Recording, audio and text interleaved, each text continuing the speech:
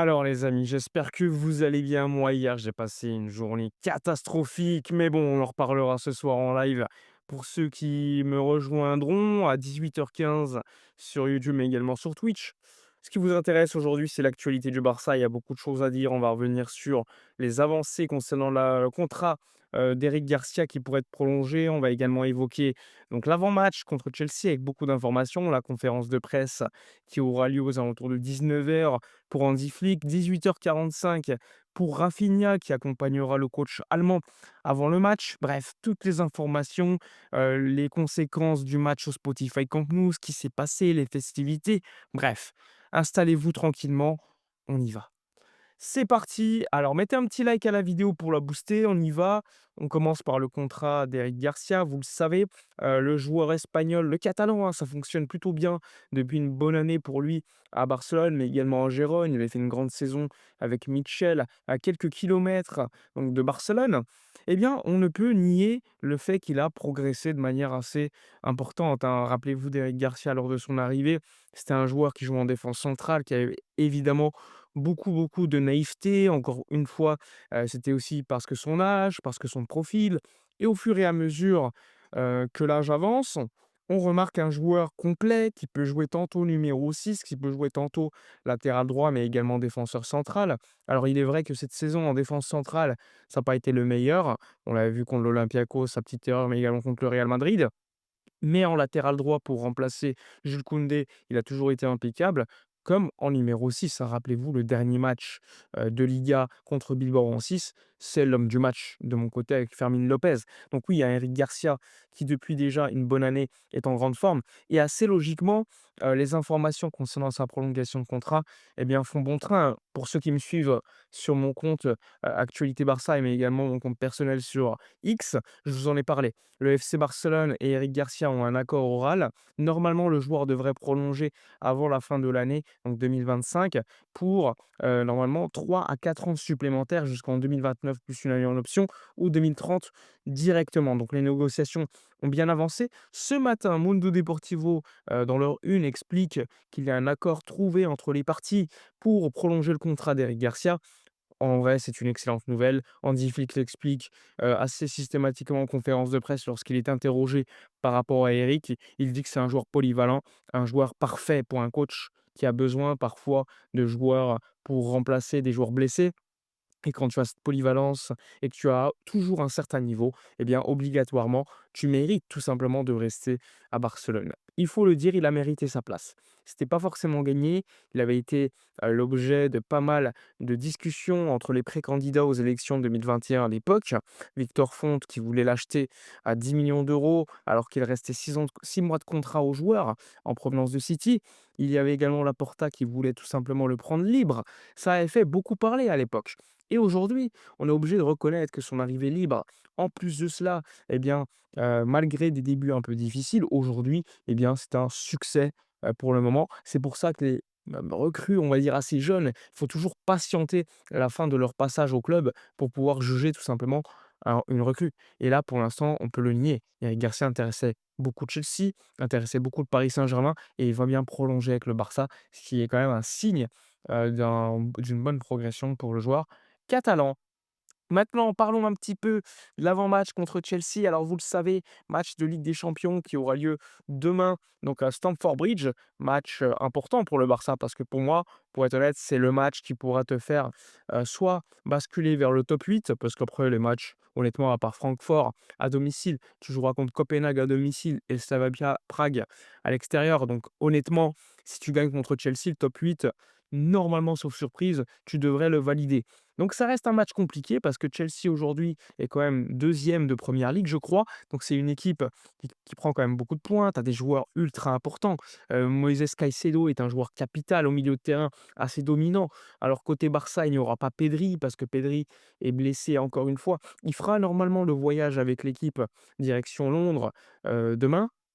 Enfin ce soir, je crois, ou demain, mais probablement, donc seulement pour être avec le groupe, pour fêter son anniversaire en passant, mais il ne sera pas, dans le groupe pour jouer. Malheureusement, Pedri devrait être de retour seulement contre, Alaves lors du week-end prochain, une nouvelle fois au Spotify Camp Nou qui fera, l'objet de nouvelles festivités pour fêter le 126e anniversaire. Donc une immense perte.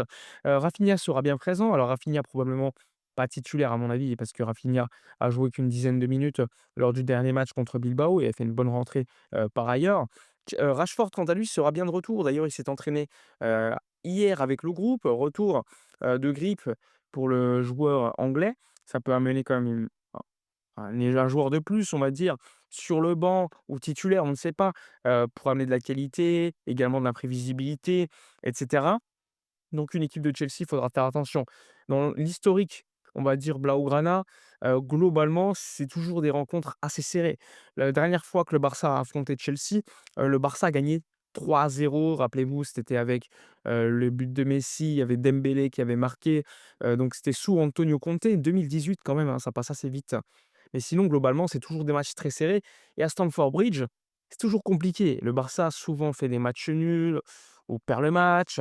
La dernière fois que le Barça avait gagné, à Stamford Bridge, ça date quand même de 2006 en huitième de finale de Ligue des Champions sur le score de 2-1. Ça commence à dater.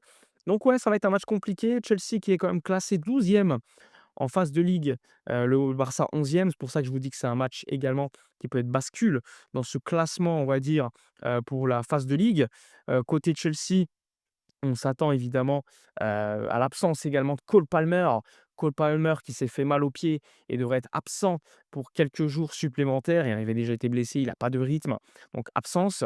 Tout comme Levi Colwill, rupture des ligaments croisés. Sinon, tu as des joueurs comme Sterling qui ne sont pas, dans la liste UEFA, comme, Essugo également, joueur qui était venu, je crois, soit du Sporting le Portugal, je crois, ou peut-être de Liga. Je j'ai un petit, peu de souvenirs de lui. Côté Barça, je vous l'ai dit, Gavi absent, Marc-André ter Stegen là aussi, Pedri également. Retour de Joan Garcia, un match immense contre Bilbao, encore une fois, qui rassure un petit peu toute l'équipe comme en son habitude. Donc ça va être super intéressant de voir, ce match contre une équipe de Chelsea qui va nous faire beaucoup de mal, je pense, surtout dans leur antre de Stamford Bridge. On va pouvoir retrouver, par exemple, Enzo Fernandez, joueur de qualité, ou encore Marco Correia, ancien joueur du Barça qui a été formé au club. Mais côté Chelsea, tu as de la qualité. Que ce soit Estevao, le joueur, brésilien qui voulait rejoindre Barcelone avec André Curie et Estevao, joueur qui est à Palmeiras, qui aujourd'hui, eh bien, peut-être le joueur le plus intéressant offensivement côté Chelsea. Tu as Joao Pedro aussi qui est pas mal. Tu as Marc Guiu, Gouillou, rappelez-vous, qui était, donc joueur du Barça formé au club qui était parti. Sinon, globalement, pour moi, le meilleur joueur de cette équipe, c'est un milieu de terrain, c'est Moises Caicedo, comme je vous l'ai dit. Côté Barça, il y aura quand même du lourd, donc face à la bande d'Enzo Maresca, on s'attend à du lourd côté Barça, malgré les absences de Pedri. Le milieu de terrain de Jong sera de retour, à voir si Fermin Lopez sera accompagné soit de Casado, soit de Dani Olmo. Pour l'instant, il y a beaucoup d'interrogations par rapport à cela, mais en tout cas, ça va être super intéressant de voir ce match. Voilà globalement pour l'avant-match contre Chelsea. Il y aura de toute façon la conf de presse qu'on sera en direct, hein, pour la relayer en live sur Twitch et YouTube ce soir, donc soyez là. Pour en revenir un petit peu sur les festivités, de ce week-end, franchement, c'était immense, hein. Les feux d'artifice, une ambiance de dingue. Alors évidemment, il y a pas la grande animation, mais encore une fois, ça faisait plaisir de revenir à la maison. Tu vois que les joueurs avaient envie de montrer au public que voilà, on est de retour chez nous, quoi. On est de retour chez nous et forcément, au bout de 2 minutes de jeu, tu marques un but, tu gagnes 4-0 avec malgré, le fait de jouer à 10 contre 11, tu largement supérieur à cette équipe de Bilbao qui franchement, eh bien, le Barça devait montrer à Bilbao parce que dans les bureaux, il y a forcément des relations beaucoup plus difficiles. On se rappelle du cas de Nico Williams aussi.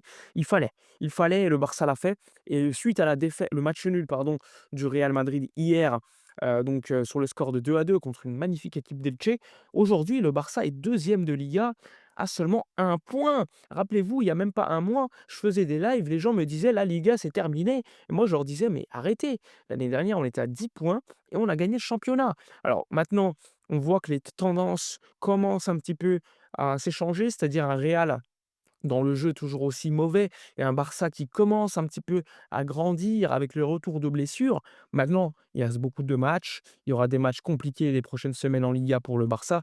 Le Real aura des matchs un peu plus faciles, mais beaucoup de matchs à l'extérieur. Ça va être intéressant à suivre. Une équipe collectivement comme le Barça qui a un historique de la dernière saison qui est quand même assez marqué face à une équipe de Real Madrid qui lui, collectivement, n'a rien du tout, depuis une bonne année avec Ancelotti. On verra. En tout cas, ça va être super passionnant ce feuilleton de la Liga, sans oublier l'Atlético de Madrid qui est toujours là pour jouer les troubles fêtes. Mais en tout cas, oui, le Barça est de retour officiellement dans cette course pour le titre de champion d'Espagne. Il reste beaucoup de matchs, donc on va évidemment, rester à l'affût de cela. Bref, on a fait le tour sur toute l'actualité. On se retrouve ce soir pour parler un peu plus crûment, on va dire, sur l'arbitrage, par exemple, du match du Real contre le Elche, mais pas que. Parler d'autres éléments aussi sur le Barça avec la conf de presse de Rafinha dans Flick. Bref, soyez là ce soir, likez la vidéo, ça fait ultra plaisir. J'ai passé une journée hier catastrophique, vous n'avez pas idée. Donc voilà, moi je vous remercie. Likez, commentez, partagez. On se retrouve ce soir. Et d'ici là, comme d'habitude, portez-vous bien.